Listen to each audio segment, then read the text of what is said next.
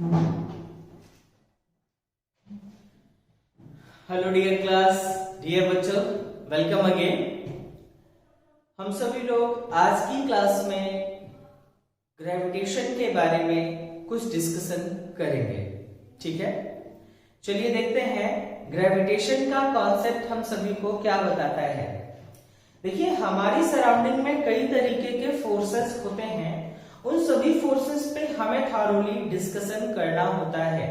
But जब हम इस पे डिस्कस करना स्टार्ट करते हैं तो हमारी सराउंडिंग में कई तरीके के डिफरेंट फोर्सेस के बारे में हमें पता चलता है। ठीक है ना। जैसे हम जानते हैं कि न्यूक्लियस के बीच में एक तरीके का इंटरेक्शन होता है जो होता है न्यूक्लियर फोर्स। ठीक है ना। ऐसे ही एक वीक न्यूक्लियर फोर्स होता है। इलेक्ट्रिक करंट या इलेक्ट्रिसिटी के रीजन से जो फोर्स जनरेट होगा that is known as electric current. Magnetic behaviour के रीजन से मैग्नेटिक फोर्स। ठीक है ना।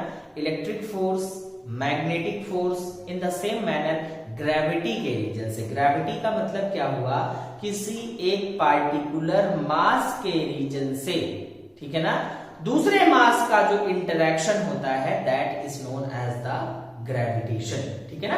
तो ग्रेविटेशन है क्या, सबसे पहले हम जानते हैं कि जब कोई एक पार्टिकुलर ऑब्जेक्ट अपने मास इफेक्ट के रीजन से दूसरे मास इफेक्ट को इंटरैक्ट करता है, इंटरैक्ट करने का मतलब अट्रैक्ट करता है, उसे ही हम लोग क्या बोलते हैं, gravitation.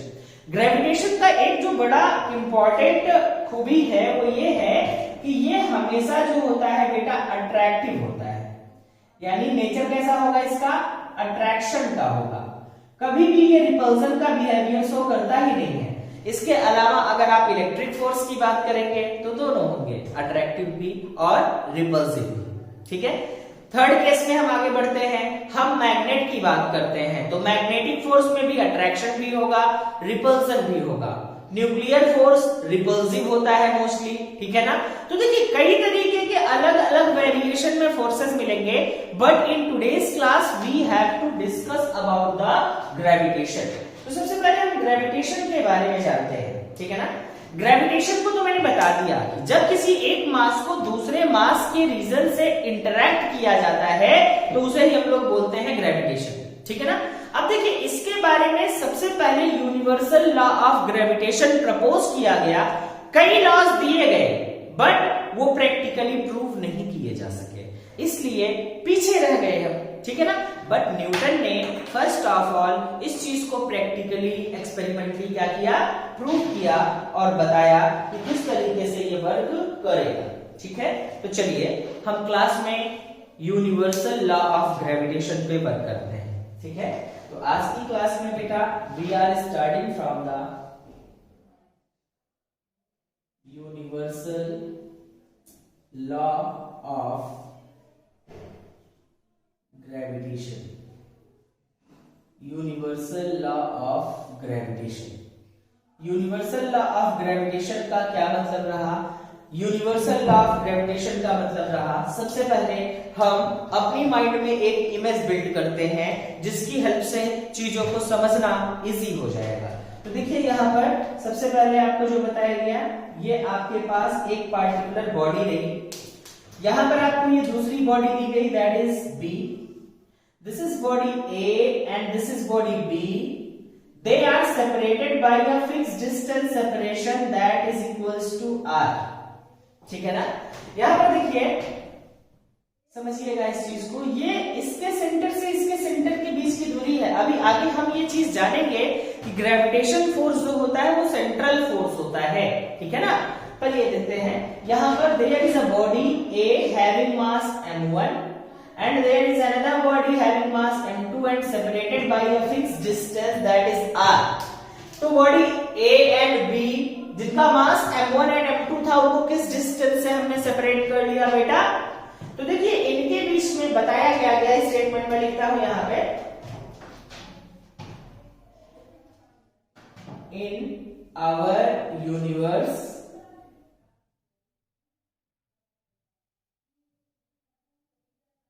every body attract every other body, every other body by a fixed force of attraction, fixed force of attraction, एक फिक्स फोर्स ऑफ अट्रैक्शन से अट्रैक्ट किया जाता है, ठीक है ना।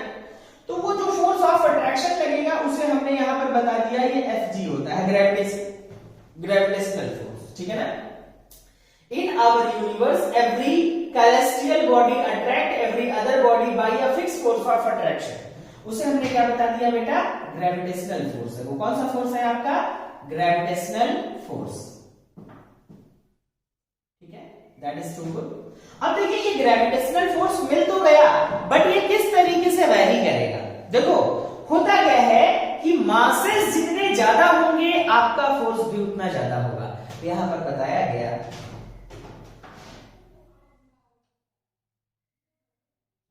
which is directly proportional,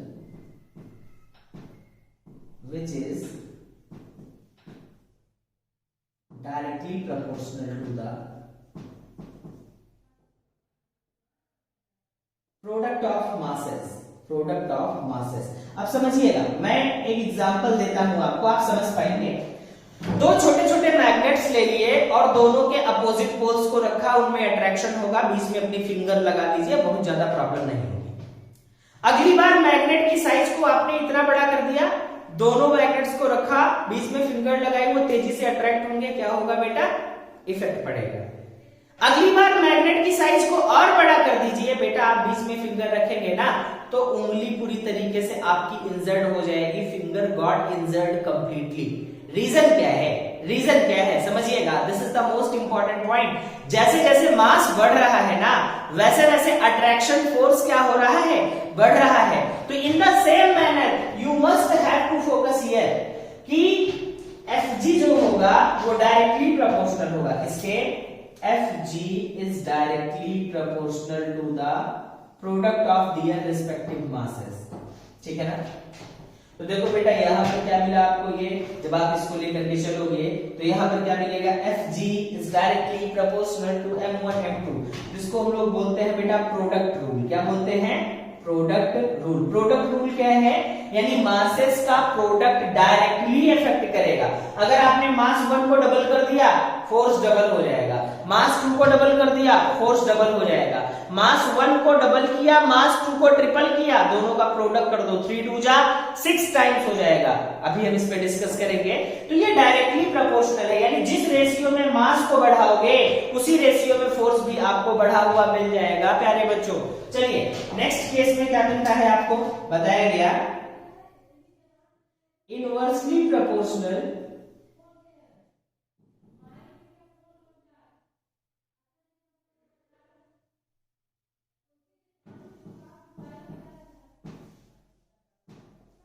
proportional to the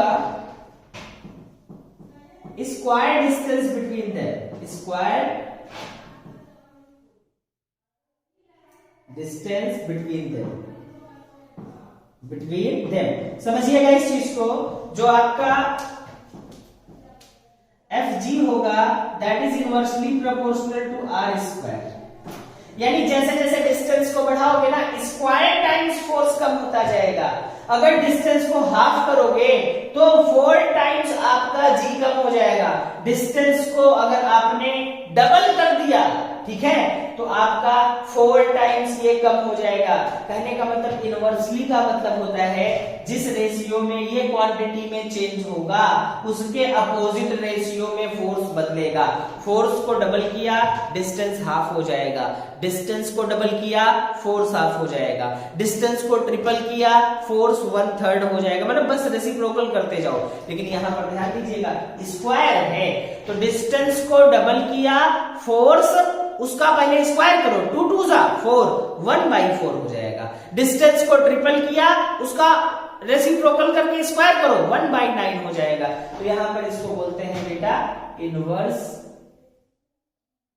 square law, inverse square law.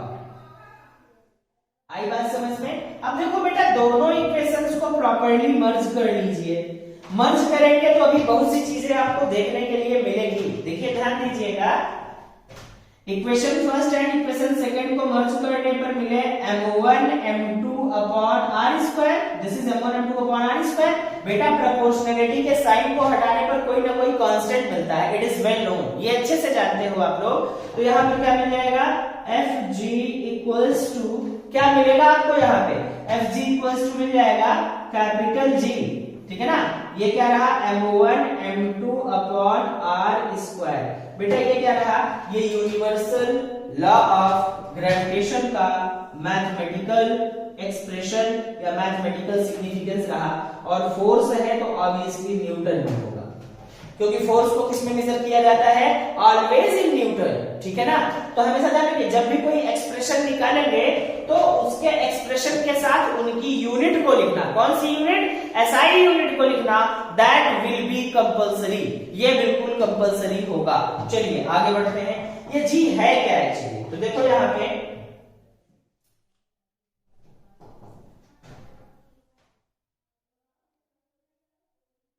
where G equals to universal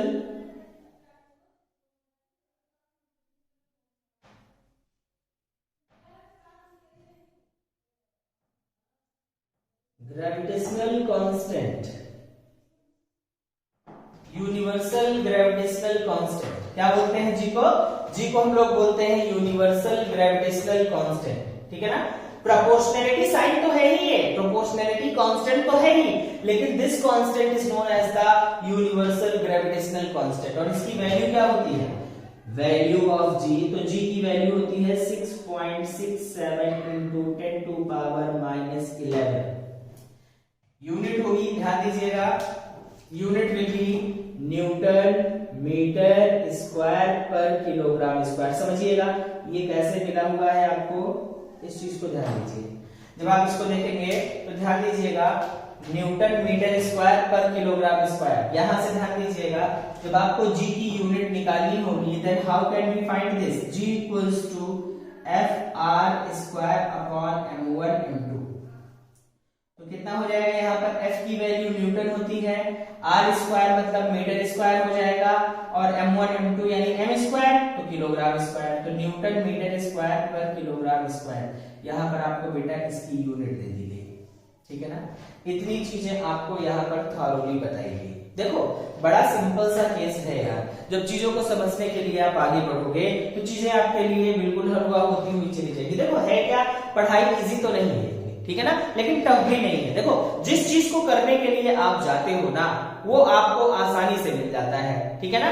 लेकिन अगर आपके पास विल पावर है तो देखो मोटिवेशन करने के लिए होता क्या है कि मोटिवेट लोग करेंगे आपको, लेकिन वो मोटिवेशन कुछ ही देर के लिए होगा बेटा, आपका मोटिवेशन जो होगा वो कुछ ही देर के लिए होगा।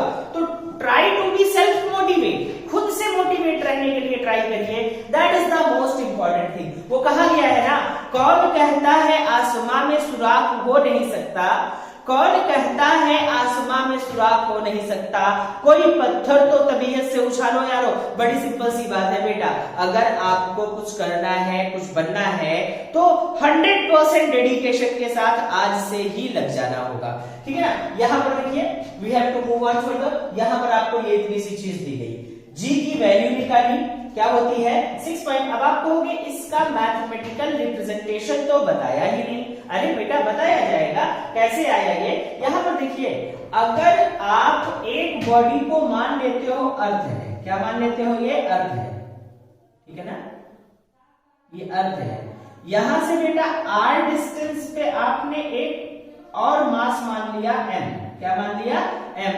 अब आपसे कहा गया इसके मास को अगर 1 किलोग्राम मान लीजिए, कितना मान लीजिए आप, 1 किलोग्राम। तो देखो बेटा अर्थ के बारे में कुछ बेसिक कॉन्सेप्ट्स पहले हम जान लेते हैं, तो इस जी को निकालना हम तुरंत ये चुटकियों में सीख जाएंगे, जी आया कहां से ये चीज हम जान जाएंगे। देखो बेटा अगर हम अर्थ की बात करें तो अर्थ हमारे पास ये रहा, ये ठीक है। अर्थ का मास क्या होता है, देखो बेटा ये अर्थ रहा, अर्थ का मास क्या होता है, तो मास ऑफ अर्थ जो होता है दैट इज 6.4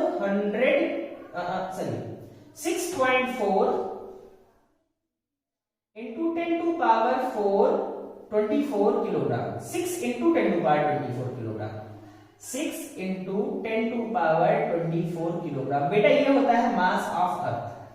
ये क्या है आपके पास? Mass of earth.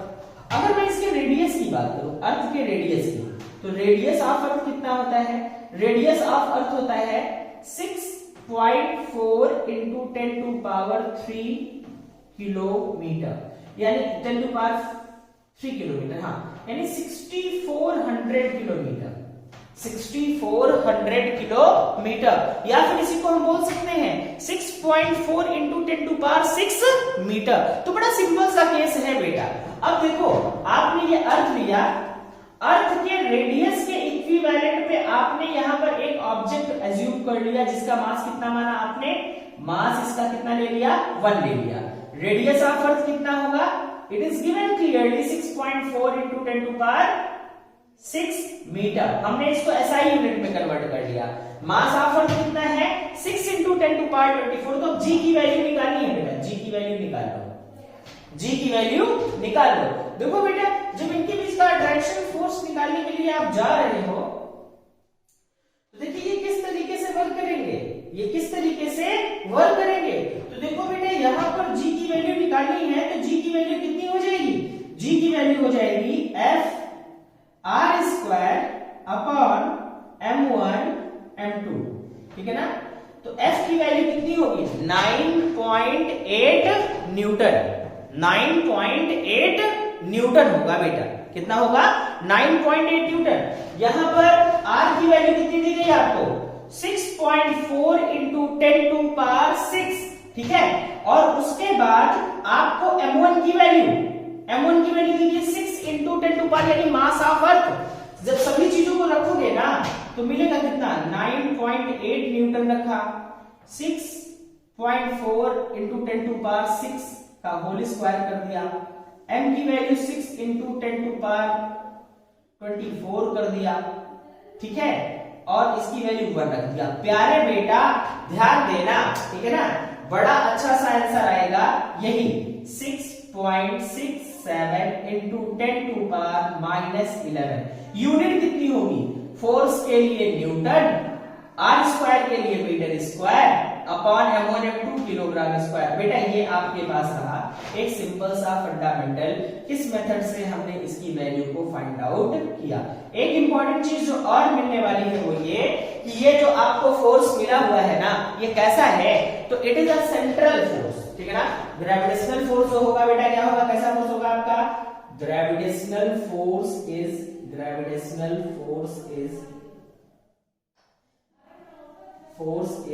Central force. Gravitational force कैसा कैसा होगा? सेंट्रल फोर्स होगा। इस चीज का आपने ध्यान रखना है। Is it clear? ठीक है, तो इतने पे हम इस क्लास को ओवर करते हैं। नेक्स्ट क्लास में हम लोग फिर से मिलेंगे इनके न्यूमेरिकल्स को और gravity means acceleration due to gravity के कॉन्सेप्ट को समझने के लिए। हाँ बेटा, सेंट्रल फोर्स का मतलब ये सेंटर की तरफ ही लगेगा, ठीक है ना। जैसे हमने डिस्टेंस किसके किसके बीच की ली थी? सेंटर्स के बीच की ली थी, ठीक है ना। तो इसीलिए इनको क्या बोला गया? Gravitational force is a central force, ठीक है ना। तो यहाँ पर ये इतनी सी चीज आपको दी गई, हम आगे फिर से कल वर्क करेंगे, ठीक है ना। Stay tuned with us for the new chapters, new topics, numericals and reasoning for physics, chemistry and mathematics. Thank you class, bless you all.